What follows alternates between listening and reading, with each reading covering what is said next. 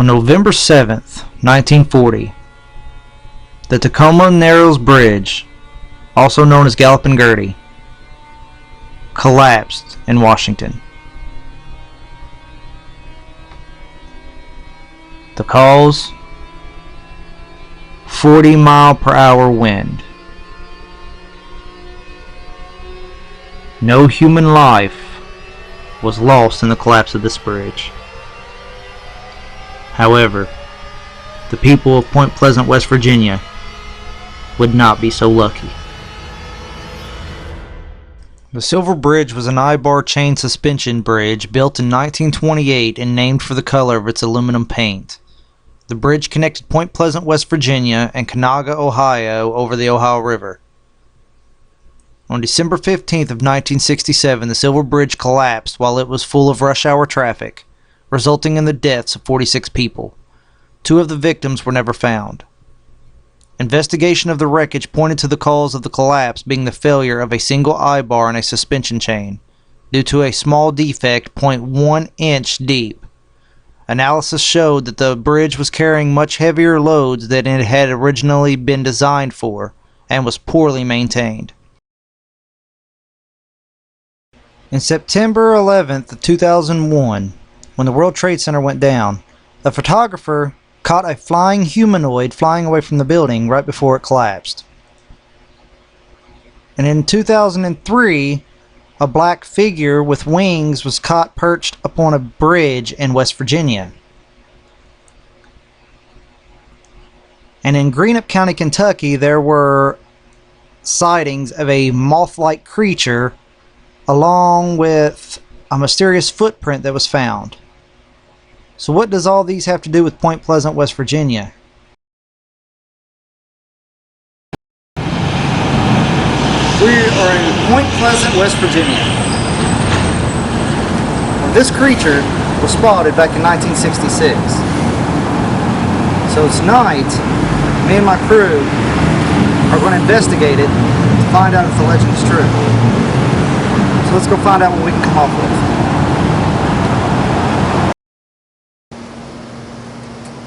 Since the town's mostly focused on the Mothman, we decided to go to the source, the world's only Mothman Museum, and talk to the owner, Jeff Walmsley.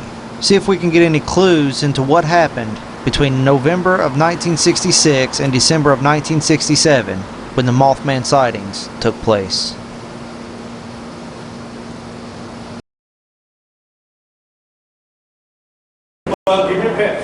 Hello everybody, my name is Jeff Walmsley, and I'd like to welcome you to the world's only Mothman Museum. I was born and raised here in Point Pleasant, and I was about 5 years old when the Mothman sightings took place. But what we have here in the museum is a huge collection of archives.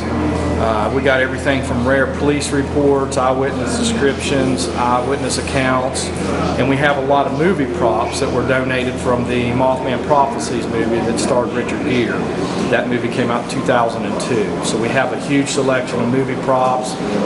We have a lot of Silver Bridge archives here. The Silver Bridge collapsed at basically the same time as the Mothman and the UFO sightings were taking place. So a lot of people thought that those two were related. So we have a lot of those. We keep bringing in new stuff all the time. The Mothman story started here in Point Pleasant back in 1966. November 15th, 1966, and you had 2 young couples who were driving around the TNT area, which is about 6 miles north of here.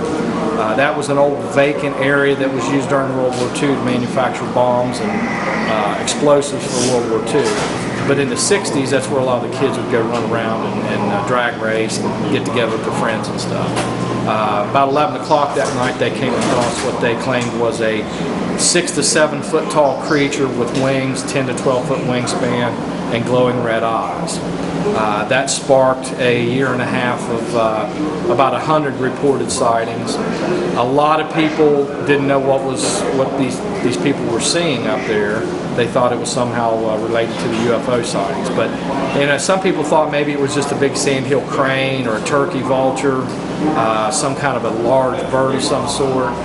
But the sightings went on and on and on, and people were saying this thing had huge red eyes, was chased cars, chased a few people, things like that. And it sparked the world's attention. You had writers like John Keel, who came to Point Pleasant and wrote a book called The Mothman Prophecies, which the movie is loosely based on. So, it's been going on for 45 years. Nobody's ever been able to come up with a real explanation as to what these people were seeing, and I don't honestly think that they ever will.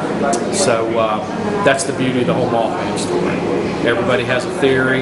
You can come here to the museum and look around and research it for yourself. And decide for yourself. At the museum here, we're sort of like Fox News. We report, you decide. You can visit our website, mothmanmuseum.com, mothmanfestival.com, and mothmanlives.com. While we were conducting our interview with Jeff Walmsley at the world's only Mothman Museum, Ryan was headed over to the courthouse to see what he could find. While he was there, Aaron was sitting at the Silver Bridge Collapse Memorial, where he caught a mysterious recording on his phone.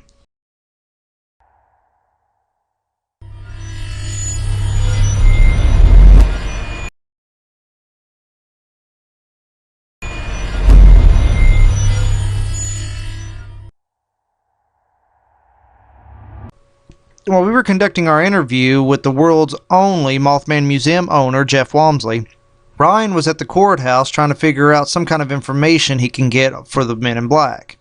While he was there, Aaron caught something mysterious over his phone while he was sitting at the Silver Bridge Collapse Memorial Site.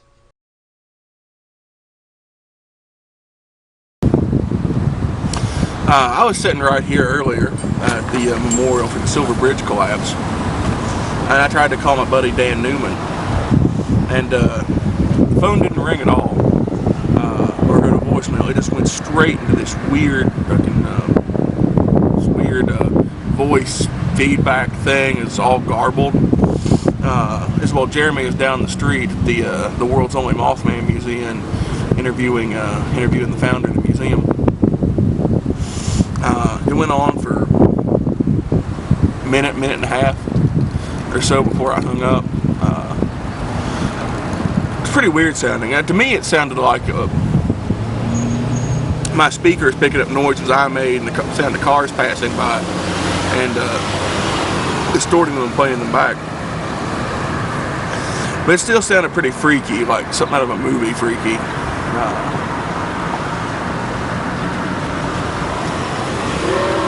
Hopefully that recorded on my friend's voicemail. If it picked up on his end, because I didn't think to try and find a way to save it or something. I just listened to it for a while until I realized it wasn't going to stop, and hung up the phone, tried to call again. On the call back, it went straight to voicemail. Phone functioned properly. Here's the full audio from Aaron's phone.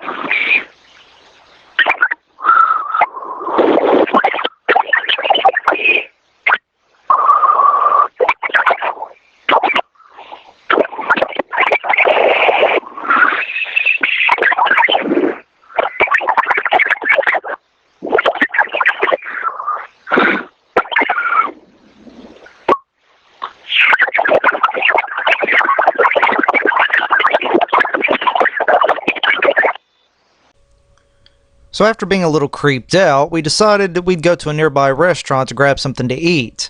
So we hit the Iron Gate, where Aaron decided to take on the Hellburger Challenge.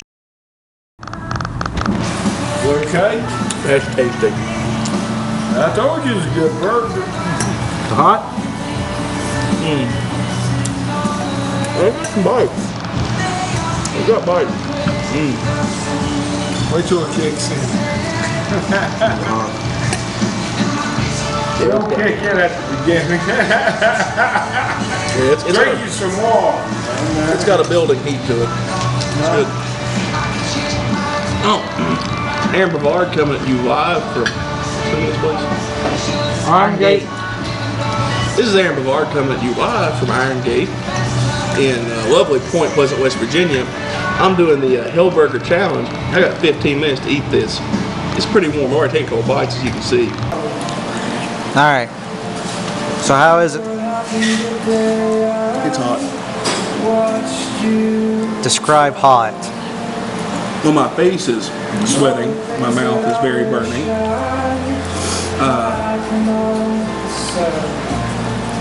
Traditional capsaicin hot, meaning it heats the mouth and down, not like horseradish that goes up. I can get that plate out of your way if you want to. Thank you, ma'am.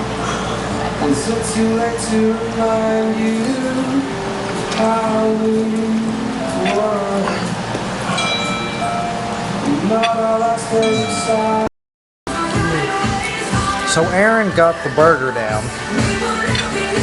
Now it's the fries. Look how many fries he has to go through after a huge ass burger.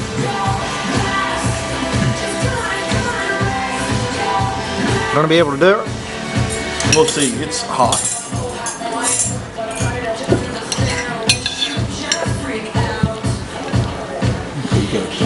Now are we talking about as hot as ghost chili? I'm not sure.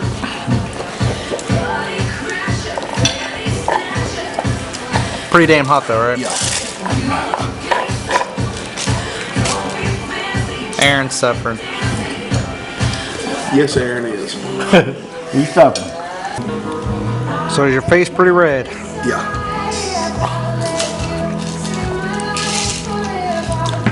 So you think you'll be able to get the fries down?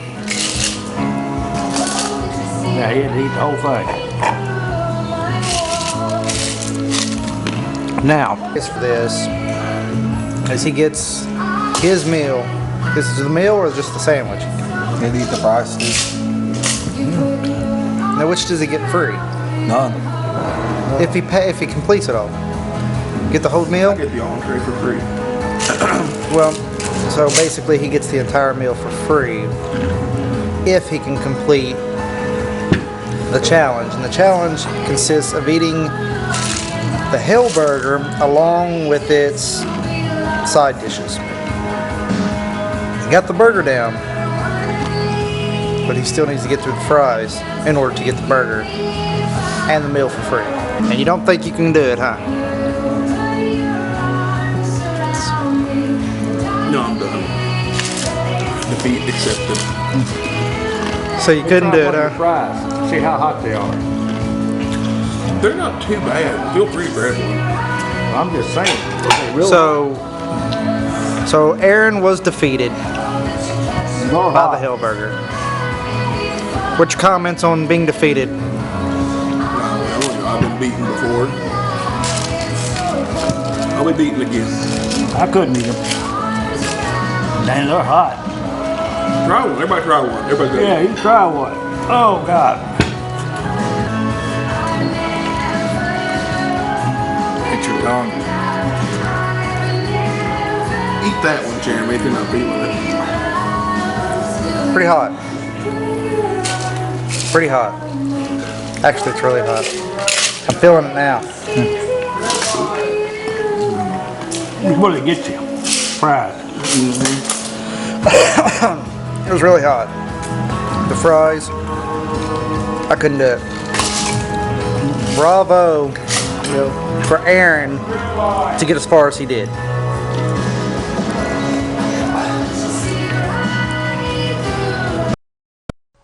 So Aaron couldn't complete the Hellburger Challenge.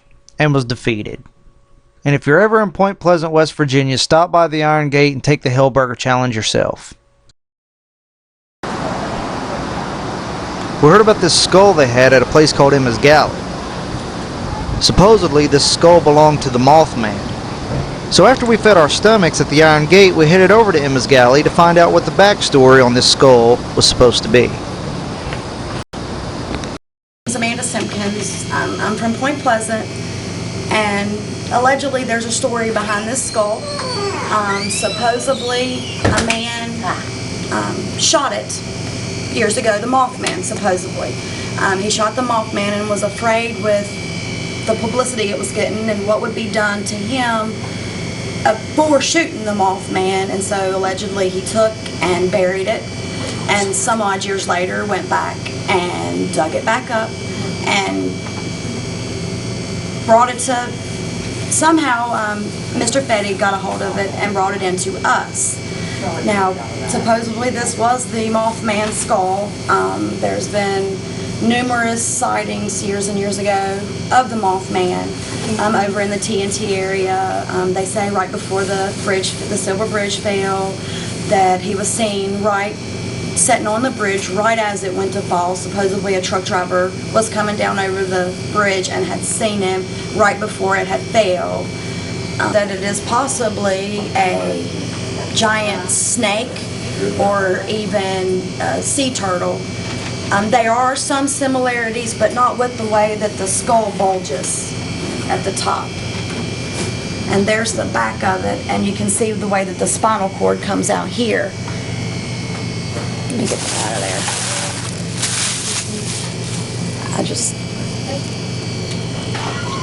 And allegedly, the night, this was an interesting thing, I thought, the night that the man brought this home to his family, his wife and family knew nothing about it, and his wife had a dream that night that this skull was full-figured body with glowing red eyes was coming up her stairs, and she had no idea that this was even in the house till the next morning.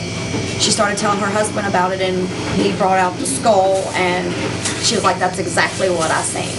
And supposedly another man's family done the same thing, and it was his daughter knew nothing about it, and she had the same dream, which is kind of strange to me that they both had the almost exact same dream about a big red-eyed creature coming up their stairs.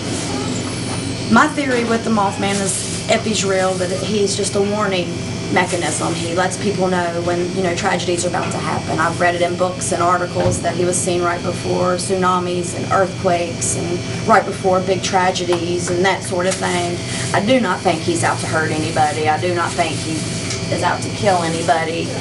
I just don't believe any of that. But supposedly the man did shoot him, the Mothman, and buried him, being afraid of what would happen because he did, and some years later went back and dug this up.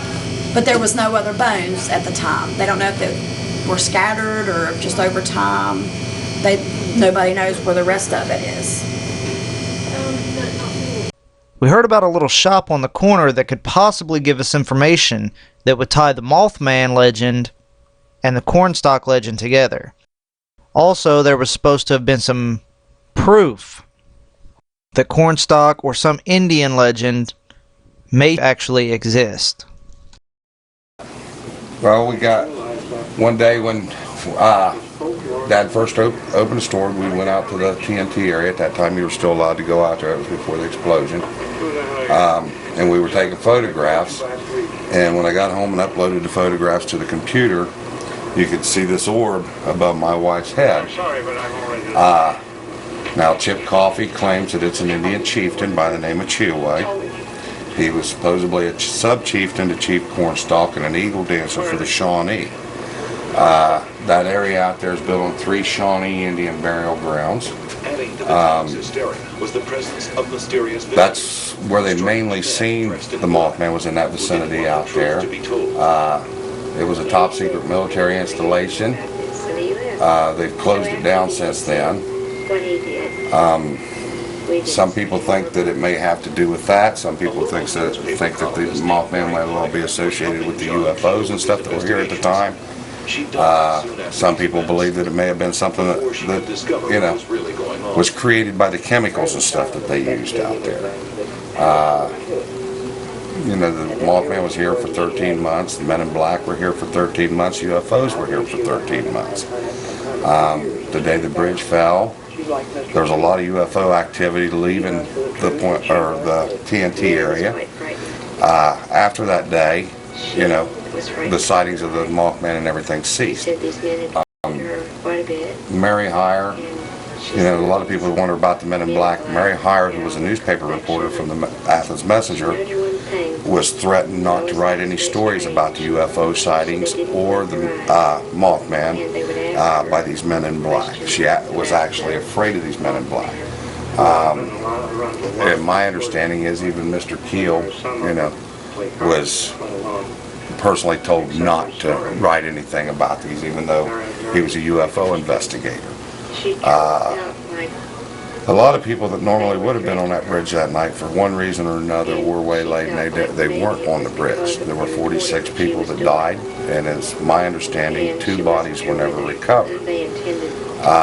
Since that day, as far as I know, here in Point Pleasant, there's not been any other sightings, even though we were told last year before the explosion out there at the bunker that it had supposedly been sighted 3 times out there. There's not been anything to, substantiate that or anything like that. So I don't know. I mean, but it's interesting. The people seen something here. I don't know what they seen, but when you talk to them and everything, they're absolutely convinced that they seen something.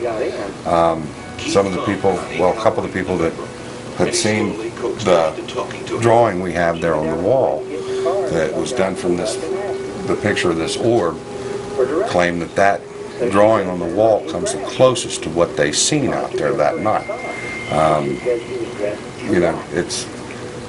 You hear a lot of different things about what they seen and stuff, but the general consensus is most of it all comes together. I mean, most everybody definitely seen something. And even though I'm not from here, I've talked to enough of the people that have seen it that, you know that they weren't on something, they weren't high, they weren't drunk, they actually seen what they seen. So, other than that, I don't know really what to tell you about it. It's an interesting town. The people are real friendly, and most of them will talk to you. So all you'd have, I'm not sure where to find these people until the festival. The festival is the 17th and 18th, I believe, of September this year. It's always the 3rd weekend of September, and there'll be some of the actual witnesses here walking around talking to people during the festival. I decided to do research on the number 13 to find out the symbolism behind the number. The number 13 brings the test, the suffering, and the death. It symbolizes the death to the matter, or to oneself, and the birth to the spirit, the passage on a higher level of existence. For the superstitious, this number brings the bad luck or the misfortune. For the Kabbalist, the number 13 is the meaning of the snake, the dragon, Satan, or the murderer. But it is also for Christians, the representative number of the Virgin Mary, she whose mission is to crush the head of Satan. In the Bible, there were 13 guests at the Last Supper. The 13th chapter of the book of Revelation is reserved to the Antichrist and to the beast. The mystery of the 7 churches of the book of Revelation presents the winner of 13 rewards on the whole. The number in relation with the cross and also to its family, since by reduction we obtain 4. 1 plus 3 equals 4. Either way, with all these things tied into the number 13, plus many more, what were the significance behind Point Pleasant and the Mothman? Anyways, like I was saying, I don't know what 13 has to play into it, but Lauren Coleman, who's cryptozoologist or whatever, he's got this supposed death list or whatever that the number 13 figures into somehow. Men in Black, UFOs, and Mothman were here for 13 months. Supposedly it was the 13th pin from the Ohio side that broke to cause the bridge to fall. And they claimed that Mary Hire swore she was going to get to the bottom of what was going on. And my understanding is this is just what I've been told, that after she got all her paperwork together and everything, she was taking this to Athens to do whatever it is she was going to do at the newspaper, and supposedly she died of mysterious circumstances on her way. My understanding is the paperwork was never found. Whether it was or wasn't, I have no idea. Like I said, that's just what I've been told. But her death occurred 13 months to the day supposedly after the bridge fell. You know, like I said, I don't know what the 13 plays into it, but Lauren Coleman supposedly has this death list that's, you know, that other people have died, and somehow another 13 figures into all of it. This flood wall behind me is exactly where the Silver Bridge once stood right before it went down in 1967. Now, the exact same spot is just beyond the wall. But this is basically what the view looks like now. Let's take you on the other side of that and see what's on the other side. Flood on the other side of the flood wall, where they have a painting and statues of the Indian known as Cornstalk. So we'll go over there and go over the legend of that once we get over on that side.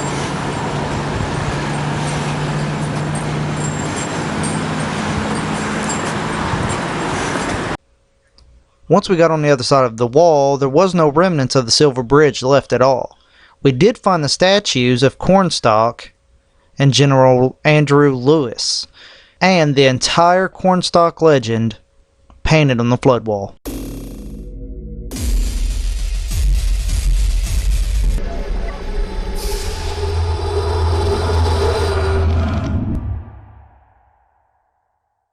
In 1777, after a long battle that started in 1774 finally ended between the 7 nations of Indians and the whites, the Shawnee leader, Cornstalk, finally tried to make peace with the white men.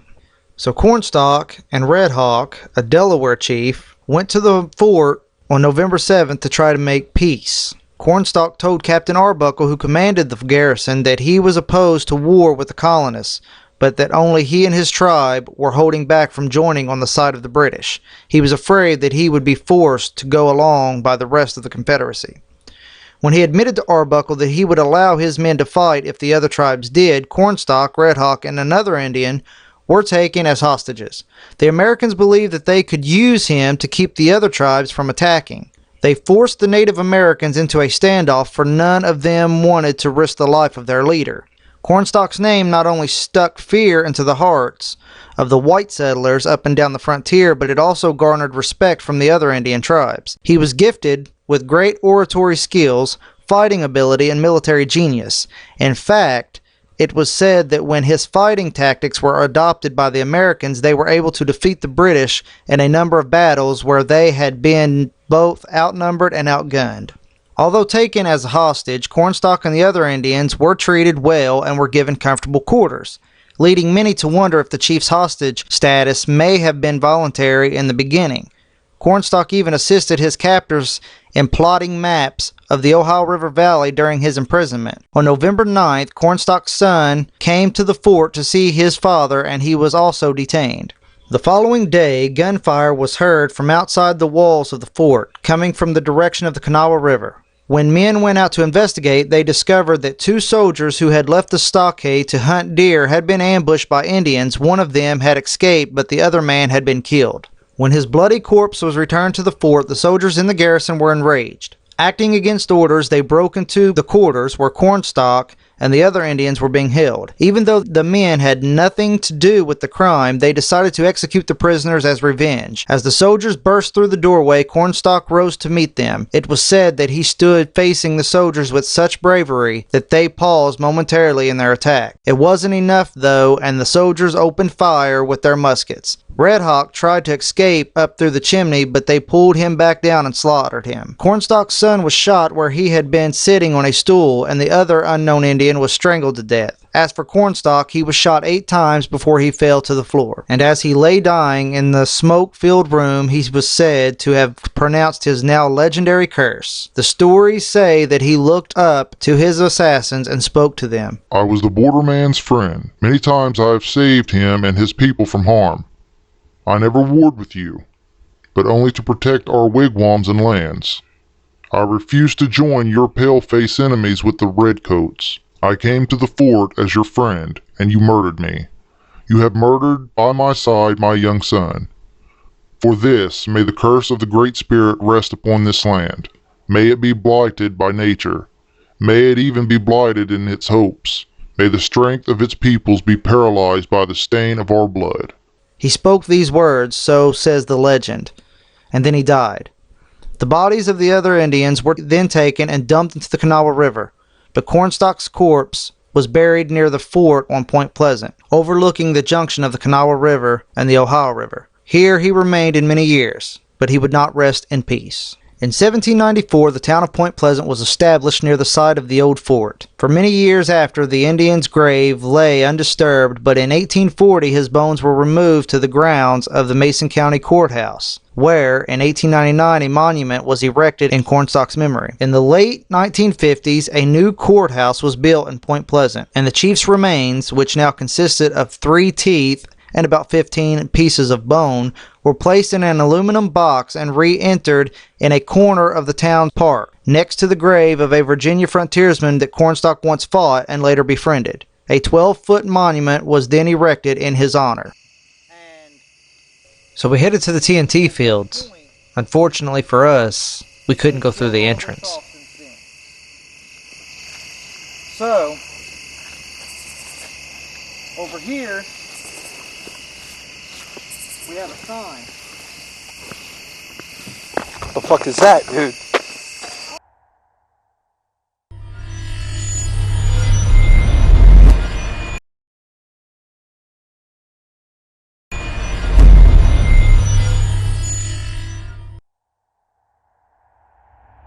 Here, we have a sign. The fuck is that, dude? I could have swore I saw something moving over there. Dude. Alright. Alright. We're standing here to one of the access points to the TNT fields. Now the TNT fields is where the Mothman was first sighted, and apparently had been here for some time. His lair was in an old factory they called the Birdhouse. But the factory has since been torn down. But last fall, they had an explosion in one of the TNT domes. The government, FBI, all this high-tech security stuff was going on. So they decided to post these signs and seal all this off. According to the locals, if you are caught, you will be persecuted, all your stuff will be taken, and you could go to jail. So throughout these areas, there are supposedly hidden cameras where they can find out who trespasses and who doesn't. We also were told that if you are caught, you could potentially get shot. And Mothman or no Mothman, I don't think that's a risk we should take. But anyway, you walk over here, you can see one of the signs that was posted. Over here where it says danger, no trespassing, and it talks about on the sign how you could be persecuted and have your stuff taken from you, such as firearms, even cameras. So if you have an expensive camera on you, I advise not to do that. The question that really gets me with this one is, what are they hiding? You know, they had an explosion last year, but they are being very secretive about this. Now, we was also told by the locals that the explosion could potentially be a cover-up for something major. They were said that the underground tunnels and the facilities that they had underground were flooded out. Why anybody would want to flood a multi-million-dollar facility gets me. So, according to the locals, other things are still going on this site that the government will not let you on site. Now, this was open to the public as of last year, but until that explosion happened, no one's been allowed on the property since. So, that's what I would really like to find out, but because of the hidden cameras, because of all the stuff that's been going on, we can't go on the property, so we're not able to cross the gate. And this, like I said, this is one access point to many on down. Is it possible for us to come back at a later time and do this when this all blows over? Possibly. Maybe a couple seasons down the road we might do a return to Point Pleasant. But as of right now, we have no access to that. It is no longer a public area. It's sealed off. So let's tackle the other legend of. Alright, so basically what we're going to do is we're walking down here to the area where his cornstalks bones are supposed to be. There's a little legend going on there that cornstalk spirit is supposed to be down here. Now apparently they've had ghost hunters that came down here and got some pretty good evidence. But all we're going to do is we're not doing a full-blown investigation of that area. What we're going to do is we're actually going to take a parabolic dish and we got it hooked up to the recorder. So what we're going to do is we're going to come down here and try to get some EVPs, try to communicate a little bit before we call it a night here in Point Pleasant. There's no one here, just me and the other investigator, Ryan. So it's just me and Ryan back here. This is our dead end back here. To repeat something, so. There's nothing back here. There's no one back here. We're coming back here, which is a very, very creepy spot. I'm gonna get some of this, show them how creepy it is. Yeah. Oh shit, dude, that's creepy. There's a big opening down there, dude. Oh god, there is.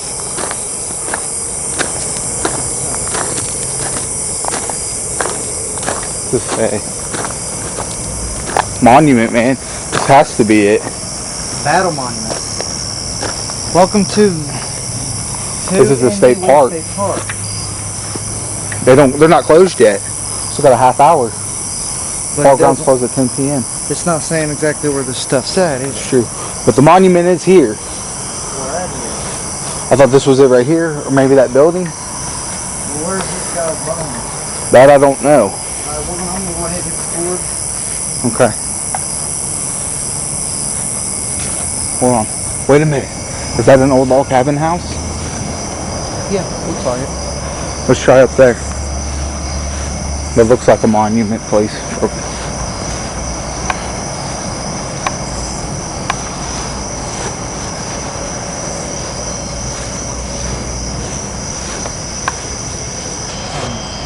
What does that say? Mansion House Museum. It's a museum. So this is the museum. Monument. So I guess this is where his bones are, right? That is a monument. It's the only monument I see.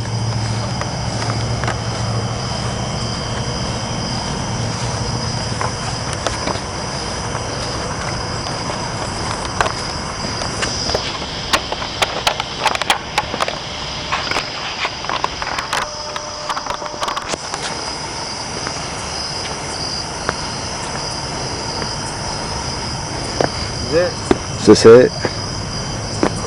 Alright. Oops. I'm stand over here. Okay. Alright. This monument right here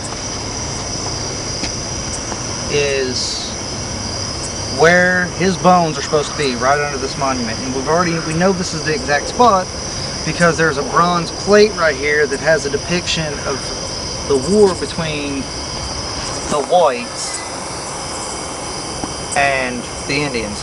So it's in this spot. So what we're going to do is we're going to do some EVP work here.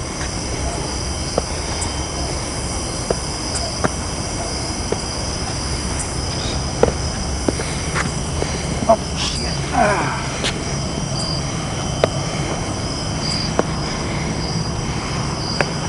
Alright, point stop.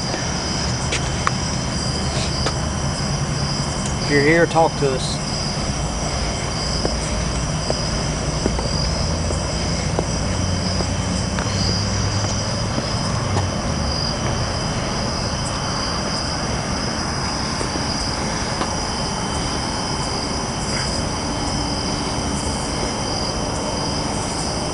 Are you still here with us, Cornstalk? You still reside in Point Pleasant?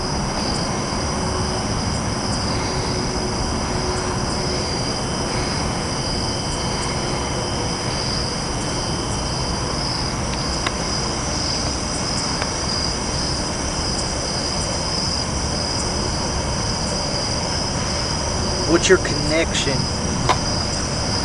to the Mothman? Is there a connection between you and the Mothman?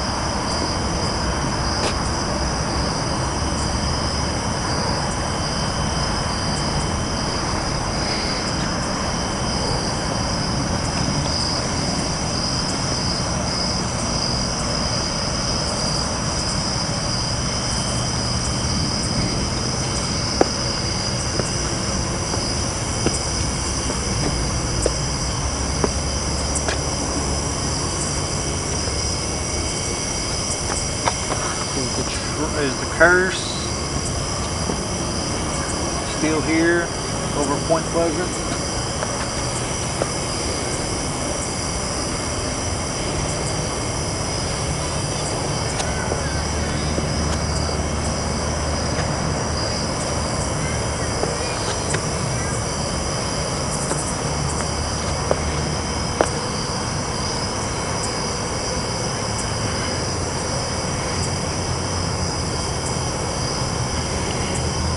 Why did you curse this place?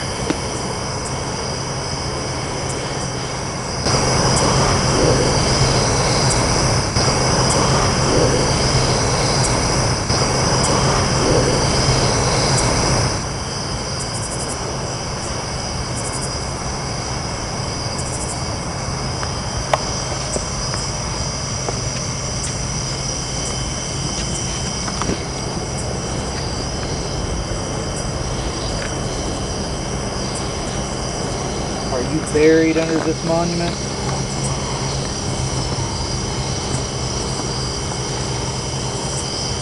If you're buried under this monument, let me know. Make a noise. Say something.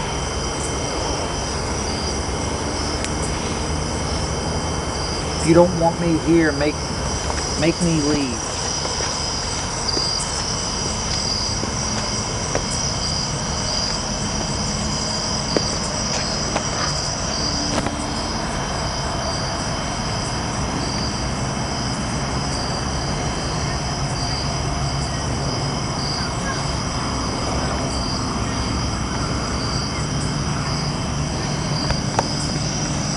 Are you angry that we're here?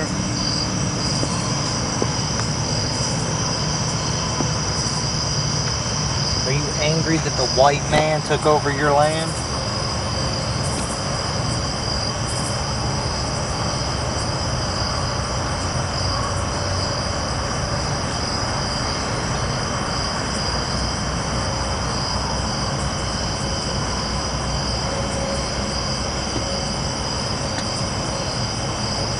If you're here with us, Cornstalk, Is the Mothman real?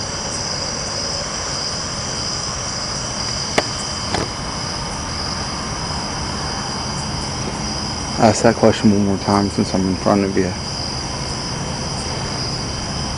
I'll ask that question again. If you're here with us, Cornstalk, is the Mothman real?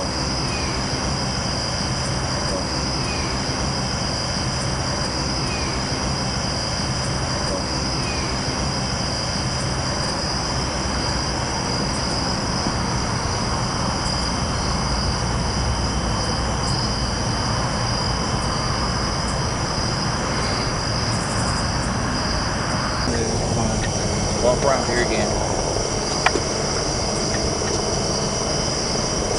Like I said, legend is his bones are under here. There's been some kind of paranormal activity, supposedly. So we'll do a quick EVP session. So we're going back through here. We're going to do a quick sweep with the parabolic dish. Call it a night.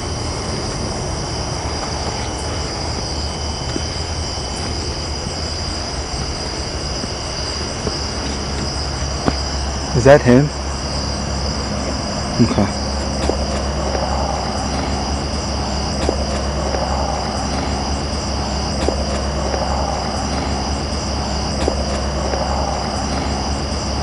So after a quick EVP sweep for about 30 minutes at the monument, we decided to wrap things up and head home. Great food, nice people. Point Pleasant, West Virginia is a very interesting place. We may not have found the Mothman, but it does appear that Cornstalk's legend still rings true. Don't take my word for it. Go check the place out yourself. See what you can find.